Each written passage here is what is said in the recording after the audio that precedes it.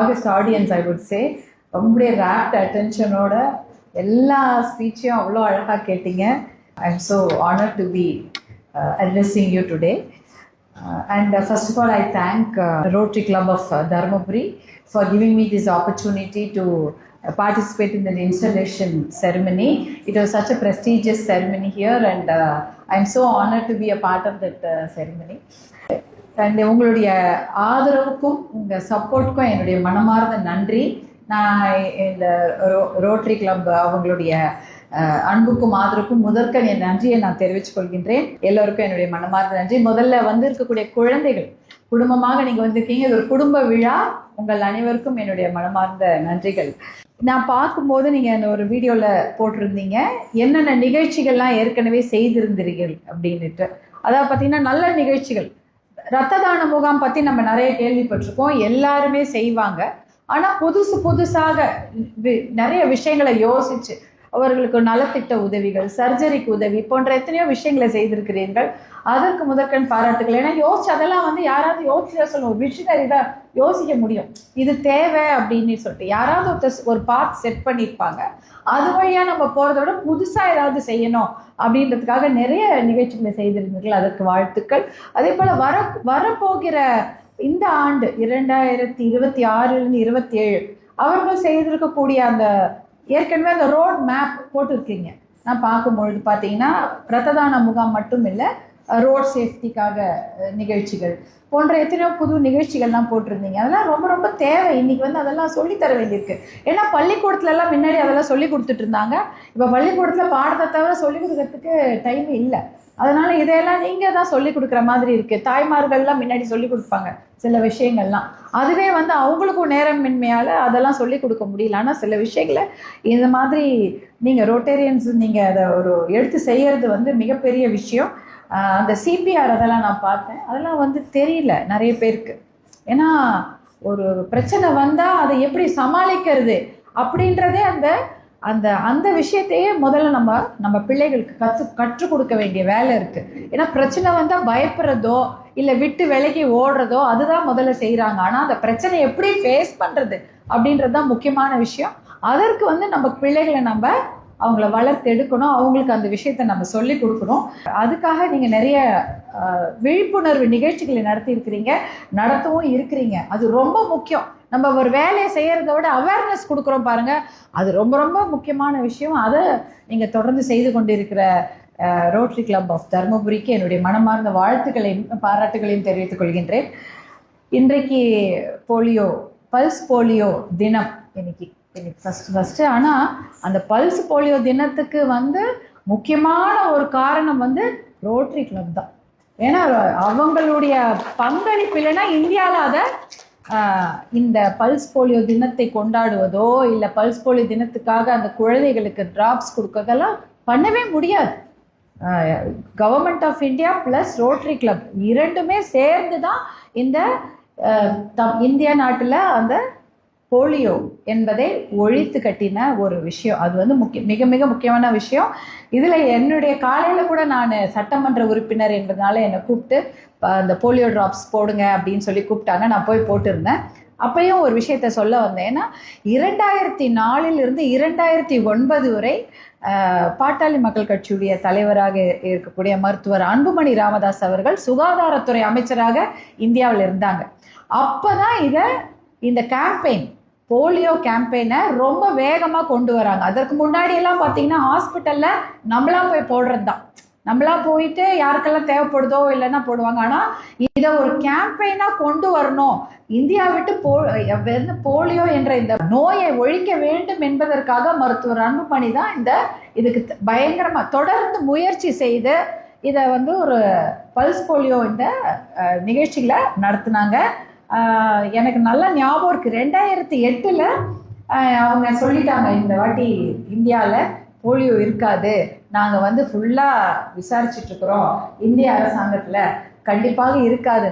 நான் காலையில் எங்கிட்ட சொல்லிட்டு போகிறாரு, இன்றைக்கி நம்ம அனௌன்ஸ் பண்ணிடுவோம்னு நினைக்கிறேன், இந்தியா வந்து போலியோ எரடிகேட் பண்ணிடுச்சு அப்படின்னு சொல்லிட்டு போகிறாங்க. மத்தியானம் ரொம்ப அப்படியே ஒரு கவலையான ஒரு ஃபோன் கால் எனக்கு வந்தது. ஒரே ஒரு கண்டுபிடிச்சிட்டாங்க யூபியில் ஒரு போலியோ அப்படி.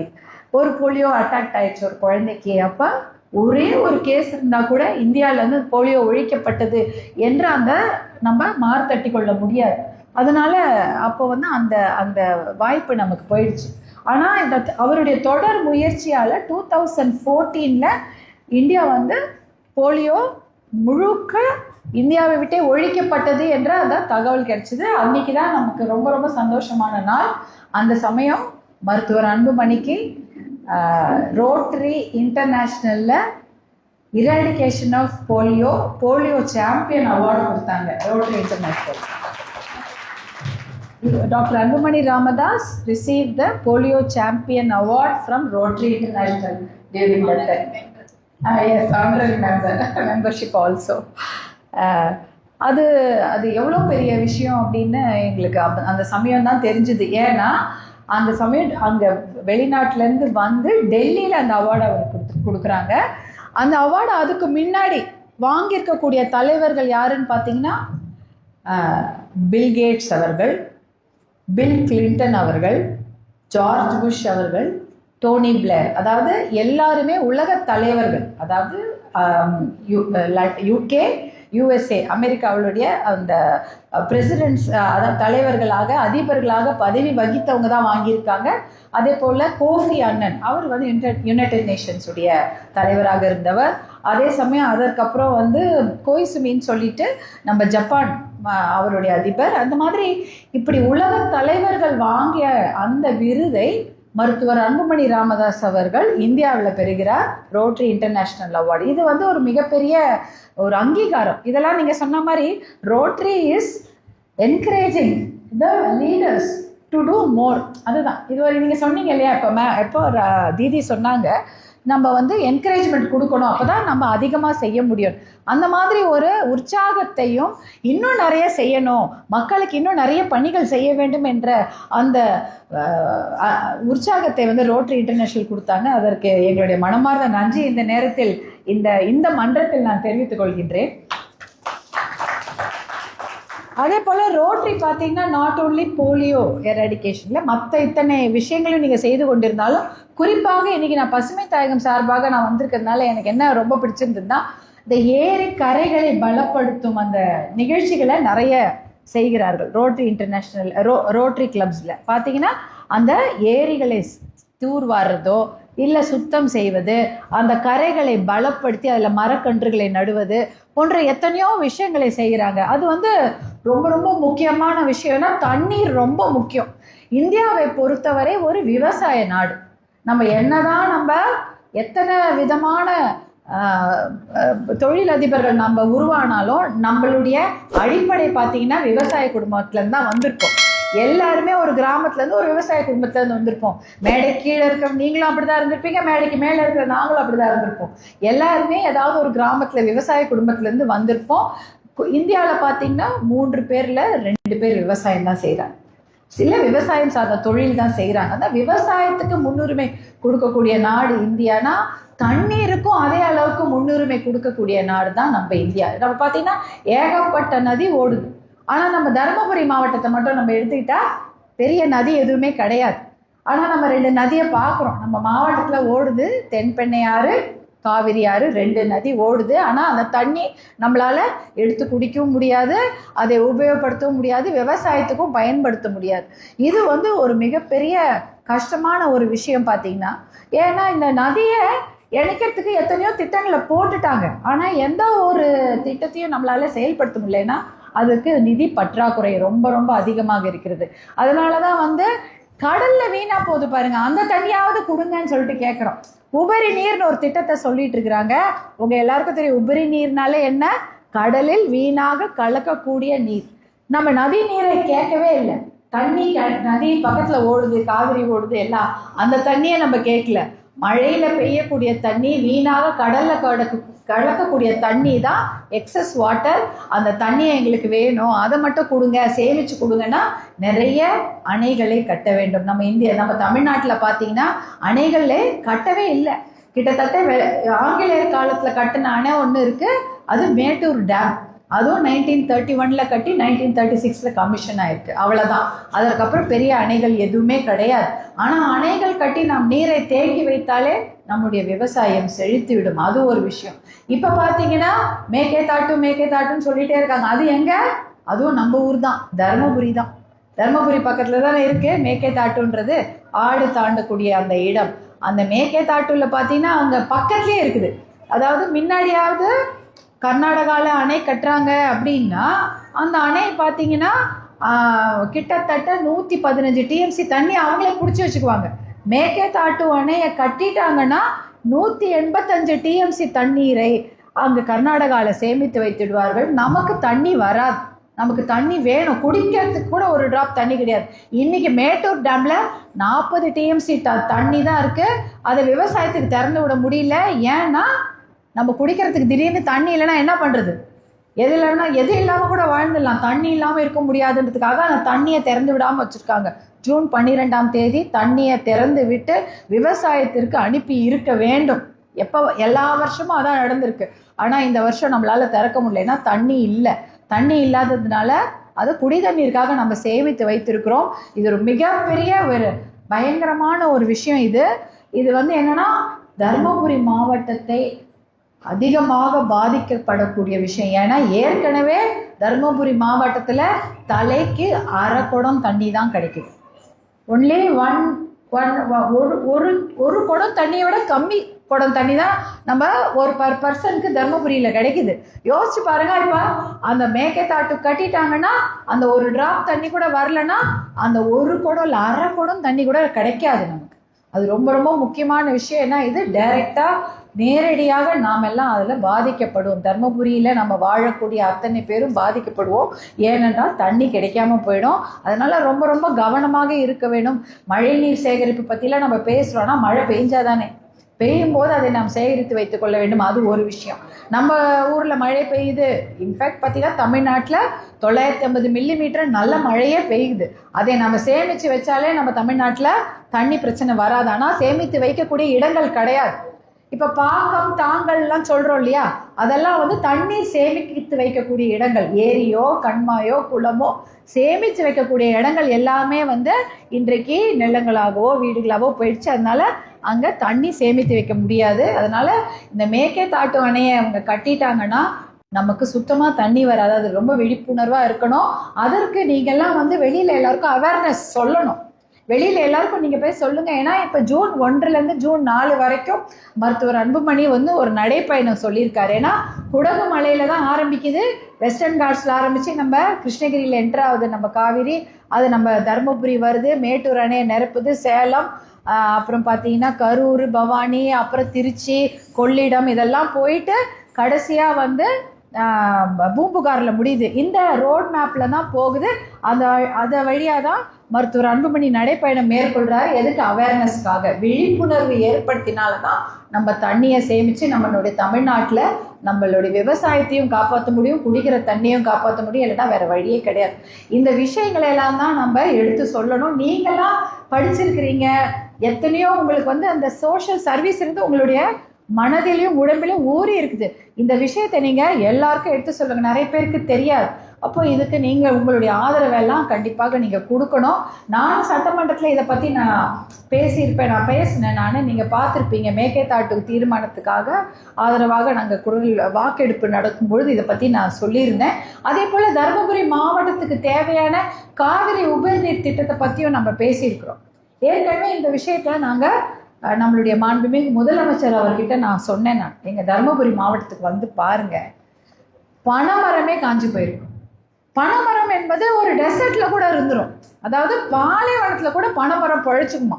ஏன்னா அது எவ்வளோ தூரத்துக்கு கீழே வேர் போனாலும் தண்ணியை கண்டுபிடிச்சி பனைமரம் காயாமல் இருக்கும். ஆனால் தருமபுரி மாவட்டத்தில் பனைமரம் கூட ஒரு சில இடத்துல காஞ்சி போயிருக்கு. ஏன்னா தேடி தேடி வேர்கள் தண்ணியை தேடி தேடி அது 100 அடி ஆழம் 1000 அடி ஆழம் போனால் கூட தண்ணி கிடையாது.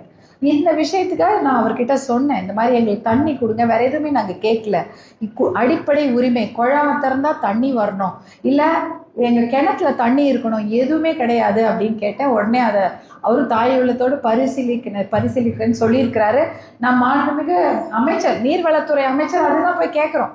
இந்த விஷயத்துக்காக எங்களுக்கு கொடுங்க, இந்த பட்ஜெட்லேயே அனௌன்ஸ் பண்ணுங்க அப்படின்ற அளவுக்கு அவர்கிட்ட நான் கேட்டேன். உடனே ஒரு கடிதம் மூலமாகவும் நேரிலே வலியுறுத்துகிறேன், கண்டிப்பாக இதை நாங்கள் செய்து கொடுப்போம்னு சொல்லியிருக்காங்க. கண்டிப்பாக இந்த காவிரி உபரிநீர் திட்டம், காவிரியோட தண்ணியே இல்லை, உபரி நீர், வீணாக கடலில் கலக்கக்கூடிய அந்த நீரை திட்டமாக நம்ம சேமித்து வச்சாலும், ஏற்கனவே ராஜாக்கள்லாம் கண்மாயெல்லாம் வெட்டி வச்சுருக்காங்க. தர்மபுரியை பொறுத்த வரைக்கும் புதுசாக இடம்லாம் உருவாக்கவே தேவையில்லை. ஏற்கனவே ஒகேனக்கல் கூட்டு குடிநீர் திட்டம் இருக்குது. அந்த ஒகேனக்கல் கூட்டு குடிநீர் திட்டத்துக்கு குழா போட்டிருக்காங்க. அந்த குழா பக்கத்துலேயே இன்னொரு குழா போட்டாலே இந்த காவிரி உபரிநீர் திட்டத்துக்கான அந்த தண்ணீரை அது வழியாக கொண்டு வர முடியும். ராட்சச இயந்திரங்கள்லாம் வச்சு தண்ணியை நம்ம அதை கொண்டு வந்து அதில் நிரப்பிட்டாலே அந்த குழா வழியாக எல்லா ஊருக்கும் போயிடும். ஏற்கனவே ராஜாக்கள் வெட்டி வைத்த அந்த கண்மாய்கள் இருக்குது, அந்த வழி இருக்குது, அந்த வழியாகவே போய் அந்தந்த ஏரி குளங்களில் நிரம்பிடும், நம்ம வீட்டு கிணறு நிரம்பிவிடும். இதற்கான செலவு பார்த்தீங்கன்னா கொஞ்சம் தான், 650 கோடி. இன்றைக்கி வேணால் ஒரு 1000 கோடி ஆகலாம். ஆனால் கிட்டத்தட்ட எத்தனையோ கோடி, லட்சக்கணக்கான கோடிகள் கடன் வாங்கி தான் இந்த அரசாங்கத்தை நடத்துகிறாங்க. அதில் ஒரு 1000 கோடியோ இல்லை 650 கோடி கொடுத்தா தருமபுரி மாவட்டம் பிழைத்து கொள்ளும். தருமபுரி மாவட்டத்தில் இருக்கிற விவசாயிகள் பிழைத்து கொள்வார்கள்.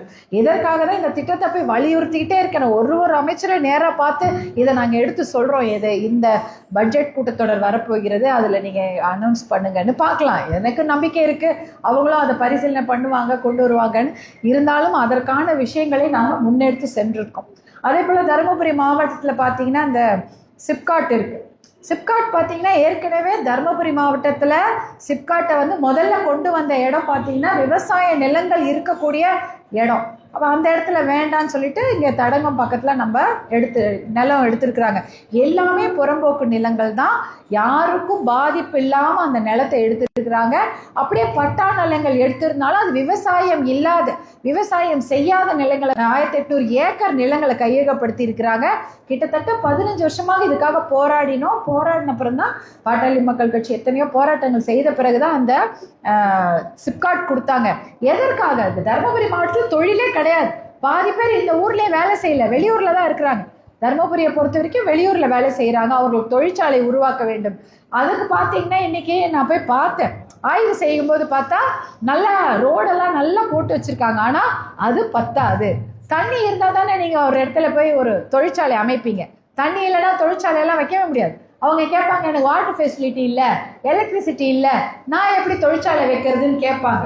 அதனால் அதை கொண்டு வர வேண்டும் என்பதற்காக அதற்கான ஒரு சிறப்பு திட்டத்தையும் நான் அந்த தொழிற்துறை அமைச்சர் அவங்க கிட்ட அந்த அம்மா கிட்ட போய் சொன்னேன், எங்களுக்கு இதை கொடுங்க, எங்களுக்கு செகண்ட் ஃபேஸ்க்குள்ள, ஃபஸ்ட்டு ஃபேஸ்க்கே எங்களுக்கு 200 ஏக்கர் தான் இப்போதைக்கு டெவலப் பண்ணியிருக்கிறாங்க.